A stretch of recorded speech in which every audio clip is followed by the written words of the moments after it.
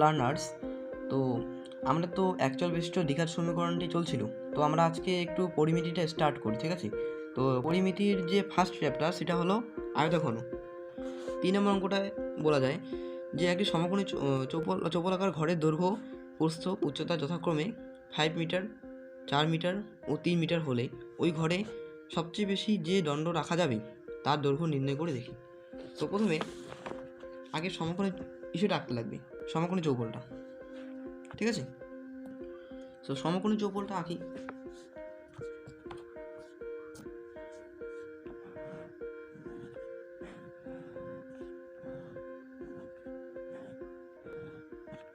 মনে রাখবে সমকোণী চৌপল মানে আয়তঘন।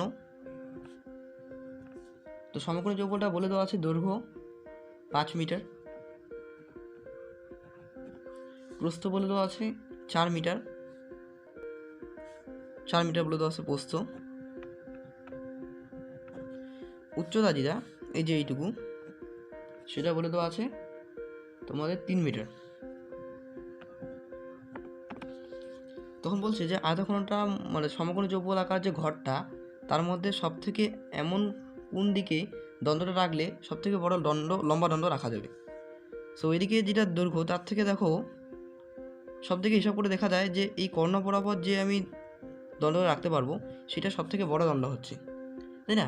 তাহলে কর্ণ বরাবর দণ্ডটা সবথেকে বড় দণ্ড। তার জন্য আমি লিখবো যে সুতরাং সবথেকে সমকোণী চৌপল আকার ঘরটার দৈর্ঘ্য প্রস্থ উচ্চতা এত, তাহলে ওই ঘরের সবচেয়ে লম্বা যে দণ্ড রাখা যাবে তার দৈর্ঘ্য, পুরো ভাষাটা তোমরা লিখে নেবে, আমি শর্টকাটে করতেছি, তার দৈর্ঘ্য সেটা রুট ওভার কী হয় সেটা অ্যাকচুয়ালি কর্ণের দৈর্ঘ্য সমান সমান ওই ঘরের কর্ণের দৈর্ঘ্য সমান সমান সমান রুট ওভার দৈর্ঘ্য স্কোয়ার প্লাস প্রস্থ স্কোয়ার প্লাস উচ্চতা স্কোয়ার হয়। আমরা জানি সমকোণী চৌপল এর কর্ণের দৈর্ঘ্য যেটা রুট ওভার দৈর্ঘ্য স্কোয়ার প্লাস প্রস্থ স্কোয়ার বলতে 4 মিটার, 4 স্কোয়ার প্লাস উচ্চতা স্কোয়ার বলতে 3 স্কোয়ার। হ্যাঁ, এটা আসবে 25 প্লাস 16 প্লাস 9, এরপর এটা আসবে কত, সব যোগ করলে আসে 50, 50কে যদি বর্গমূল করা যায় তাহলে সেটা আসবে 5√2। তো এত হয়, মিটারে আসে তাহলে একক না হয় এটা মিটার হবে, ঠিক আছে? তো এটা হয়ে গেল 3 নাম্বারটা। এবার এই 3 নাম্বারটা গেল, এরপরে হবে 4 নাম্বারটা। 4 নাম্বারটা বলছে যে একটি ঘনকের একটি তলের ক্ষেত্রফল বলছে যে 64 বর্গমিটার। তো ঘনকটির আয়তন নির্ণয় করি। তো একটা ঘনক, আগে একটা ঘনকের কথা বলা যাক। মনে করি এটা একটা ঘনক, সব দিকে হয়তো বাহুগুলো না মিলতে পারে, জাস্ট আইডিয়া দিচ্ছি। তো ঘনকের দেখো এই তলগুলো কিন্তু বর্গাকার যদিও ঠিক হয়নি, কিন্তু অ্যাকচুয়ালি এগুলো বর্গাকার হয়, ঠিক আছে? তো প্রতিটি তলেই বর্গাকার হয়। তাহলে বলছে যে ঘনকের একটি তলের ক্ষেত্রফল 64 বর্গমিটার, আর একটা তল তো বর্গাকার, মানে একটা মানে প্রতিটি তলে বর্গাকার। তাহলে আমি বলতে পারি যে সুতরাং ওইটি কী বোঝাচ্ছে, 64 যে বর্গমিটার যে ক্ষেত্রফলটা আছে সেটা একটা তলের ক্ষেত্রফল, মানে একটা বর্গাকার তলের ক্ষেত্রফল, তাই তো? দেখে লিখবো যে ঘনকের একটি তলের ক্ষেত্রফল 64 বর্গমিটার। তো সুতরাং ঘনকটির বাহু দৈর্ঘ্য বা ধারের দৈর্ঘ্য সেটা কত হবে, বর্গক্ষেত্রের ক্ষেত্রফল থেকে বাহু নির্ণয় সূত্রটা হলো রুট করে দিলে হয়ে যায় ক্ষেত্রফলটাকে, তাহলে সেটা হয়ে যাবে মিটার, 8 মিটার। এবার সুতরাং ঘনকটির কি বলছে, ঘনকটির আয়তন নির্ণয় করতে বলছে। আয়তন নির্ণয়ের সূত্রটা কি, বাহুর কিউব, ঘন একক, বাহু তো 8, 8-এর কিউব ঘন মিটার হবে। 8 64, 64কে 8 দিয়ে গুণ করলে কত হয়, 512 হয়, ঠিক আছে? এত মিটার। তো এটা গেল 4 নম্বর অঙ্কটা। এবার 6 নম্বর অঙ্কটা দেখাই দিই। 5 নম্বরটাও একই রকম।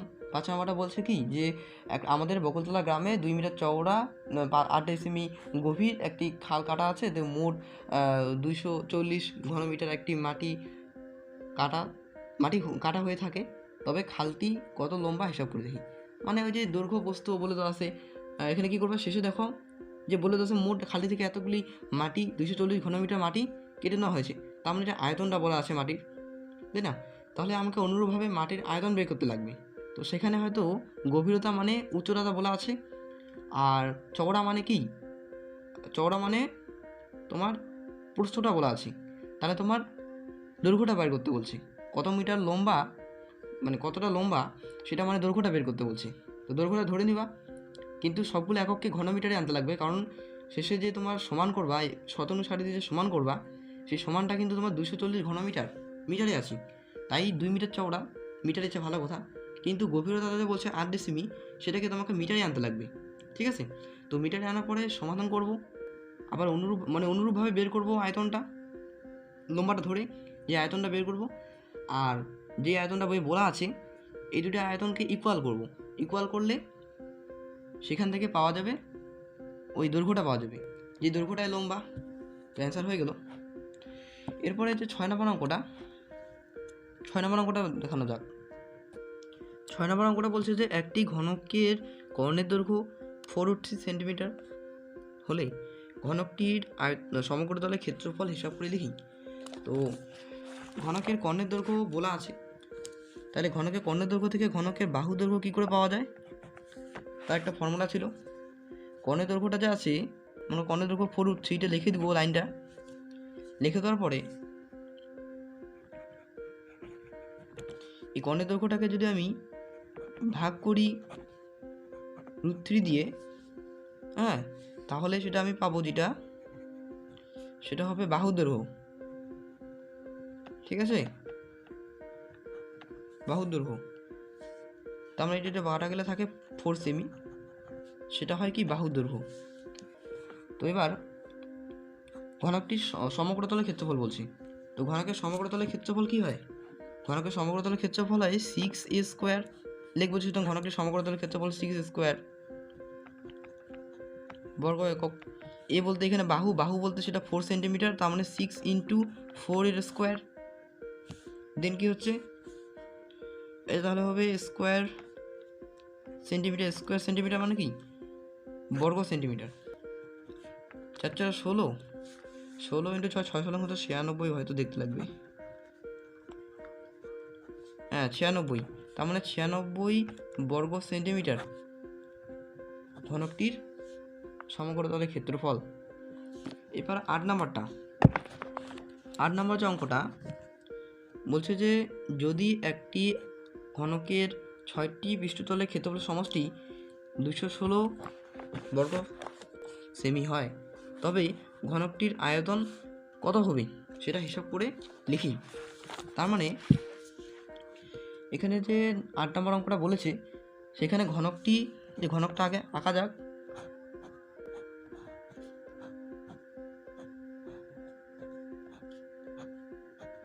ঘনকটার এই যে একটা তল, দুইটা তল, তিনটা তল, চারটা তল, পাঁচটা তল, এদিকেটা এগুলো মিলে সবগুলো মিলে 6টা তল। হ্যাঁ, তো 6টা তল যে আছে, 6টা তল মিলে হলো 216 বর্গ সেন্টিমিটার, তাই না? প্রতিটা তলে তো বর্গাকার, মানে প্রতিটা তলে সমান, প্রতিটা তলের ক্ষেত্রফল সমান। তো লিখবো এখানে যে ঘনকটি 6টি তলের ক্ষেত্রফলের সমষ্টি 216 বর্গ সেন্টিমিটার। যেগুলো দদন দিয়ে বা এমনি বলতেছি মুখে, যেগুলো লিখতে বলবো সেগুলো লিখে নেবে, ঠিক আছে? সেগুলো লিখলে অনেক সময় চলে যাবে, ভিডিওটা লম্বা হবে, তাই আমি চাচ্ছি তাড়াতাড়ি শেষ করার। হ্যাঁ, সো এটা হয়ে গেল যে সুতরাং ঘনকটির প্রতিটি তলের ক্ষেত্রফল, ঘনকটি প্রতিটি তলের ক্ষেত্রফল পাওয়া যাবে কত, মোট 6টা তল, তাহলে 6 দিয়ে ভাগ যদি করি, তাহলে যেটা পাওয়া যাবে সেটা হলো প্রতিটা তলের ক্ষেত্রফল, তাই না? হিসাব করে কত আসবে, হিসাব করে আসে তোমার 36 আসে। তাহলে ঘনকটির প্রতিটি ধারের দৈর্ঘ্য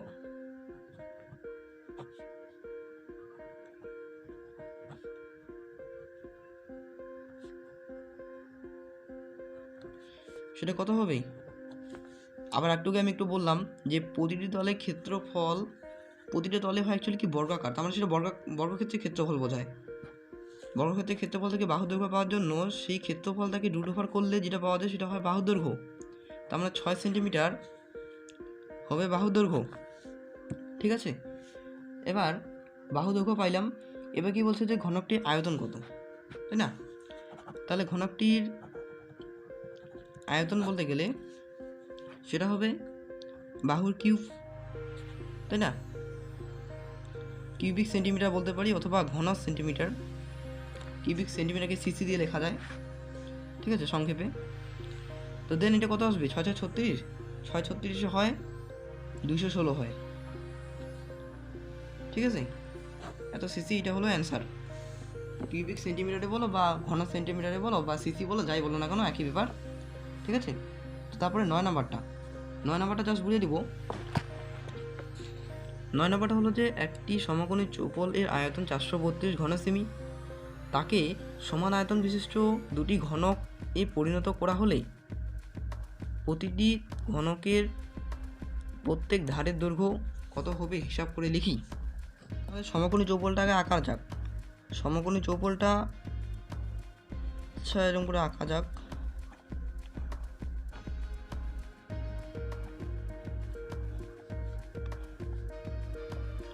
এটাকে মনে করো এরকম করে এখানে সমানভাবে ভাঙালাম।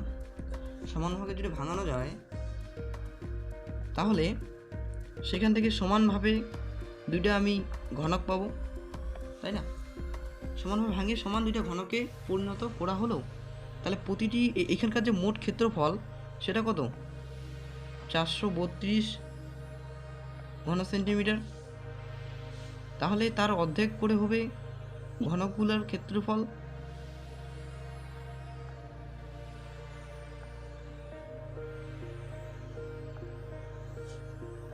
তাই না?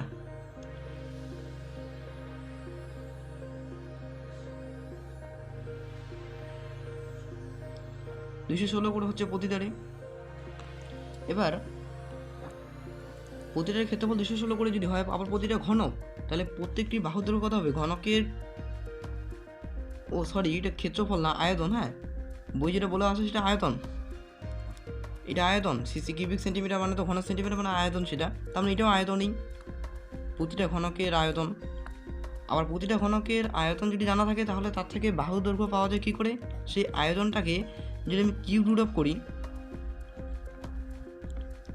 তাহলে সেটা যেটা পাওয়া যাবে সেটা হবে তার প্রতিটি ধারের দৈর্ঘ্য বা প্রতিটি বাহুর দৈর্ঘ্য, ঠিক আছে। তো সেখান থেকে পাওয়া যাবে। এটা তো হয়ে গেল। এরপরে বলছে যে একটি ঘনকের, এই যে অঙ্কটা, একটি ঘনকের প্রতিটি বাহুকে 50% কমানো হলো, মূল ঘনক ও পরিবর্তিত ঘনকের ঘনফলের অনুপাত কী হবে সেটা হিসাব করে লিখি। তো একটি ঘনকের প্রতিটি বাহুর দৈর্ঘ্যকে 50% করে কমানো হলো। অ্যাট ফার্স্ট আমি কি করব, ঘনকের প্রতিটি বাহুর দৈর্ঘ্য ধরে নিই, তাই না? তো ধরে নিলাম ঘনকের প্রতিটি বাহু দৈর্ঘ্য আমি বললাম 100 ইউনিট ধরলাম, ঠিক আছে। সুতরাং মূল ঘনকের যে আয়তন বলা নেই, বইয়ে ঘনফল বলা আছে। অ্যাকচুয়ালি আয়তন আর ঘনফল ব্যাপারটা একই, সেটা কি হয়? বাহুর কিউব হয়। তাহলে এটা কি হবে? কিউবিক ইউনিট হবে, বা যেটা ঘন একক বলি আমরা বাংলায়, তাই না? আচ্ছা, তো এটা আমরা থাকলো। তারপরে এবার ঘনকের বাহু দৈর্ঘ্য 50% কমলে নতুন ঘনকের ক্ষেত্রফল বা পরিবর্তিত ঘনকের ক্ষেত্রফল সেটা কত হবে? 100 থেকে 50 কমলো, তার মানে এটা বাহু হয়ে গেল। তার কিউব যদি করি তাহলে সেটা হবে ঘন একক, কারণ এককটা আগের থেকে এককই আছে, কোনো সেন্টিমিটার বলা নাই, কারণ আমরা তো ধরছি, ধরার ক্ষেত্রে আমরা সেগুলো বলতে পারি না, একক আমাদের বলতে লাগে বা ইউনিট। 50-এর কিউব তার মানে হয় ঘন একক। এবার বলছে কি যে মূল ঘনক ও পরিবর্তিত ঘনকের ঘনফলের অনুপাত। দেন সুতরাং মূল ঘনক মূল ঘনক ও পরিবর্তিত ঘনকের ঘনফলের অনুপাত কি হচ্ছে সেটা? মূল ঘনক তো 100 কিউব ইস টু পরিবর্তিত ঘনক 50-এর কিউব, তাই না? আমি এটাকে একটু ভাঙায় লেখি করি। 100 কিউব মানে 100 ইন্টু 100 ইন্টু 100, এইভাবে সোজা হয়। ওই এ ধরে করলে এখানে কি হবে? এ ধরে যদি করা যায়, যে এখানে আমি এটা এমনি বিকল্পভাবে বলতেছি, এখানে যদি এ ধরা যায়, কথাটা বললাম এ ইউনিট, তাহলে এটা কী হবে? এ কিউ ইউনিট হবে। এটা এ হলে এটা কী হবে? এ কিউ ইউনিট হবে, ঘন একক হবে। তারপরে 50% যদি কমা হয় তাহলে সেটা কী হবে? সেক্ষেত্রে এ মাইনাস এ ইন্টু 50/100, তার মানে কত হচ্ছে তোমার 100 এ মাইনাস 50a/100, এভাবে হিসাব করার পরে 50a/100 এরকম আসবে ঘন একক। এবার কী করবো তখন? এইটার অনুপাত বের করবো, তো এই দিয়ে করলে একটু ঝামেলা হচ্ছে, তাই আমরা এই পদ্ধতিটা ব্যবহার না করে আমরা 100 ধরা করার এখানে চেষ্টা করব, ঠিক আছে? তো এইভাবে 100 কিউবটাকে এই করে ভাঙলাম, 50-এর কিউবটাকে 50 ইন্টু 50 ইন্টু 50 এরকম করা যায়। এইটা একটা শূন্য প্রত্যেকের একটা শূন্য করে কাটলাম। এবার এখানে এটা 5 দুগুণি 10, 5 দুগুণি 10, 5 দুগুণি 10, মোট কত হয়? 2 দুগুণি 4, 4 দুগুণি 8, 8:1, কত ভালোভাবে হয়ে গেল, তাই না? বেশি ঝামেলা করতে হইল না। তো আজকের আমাদের এই কয়টা অঙ্কই থাক।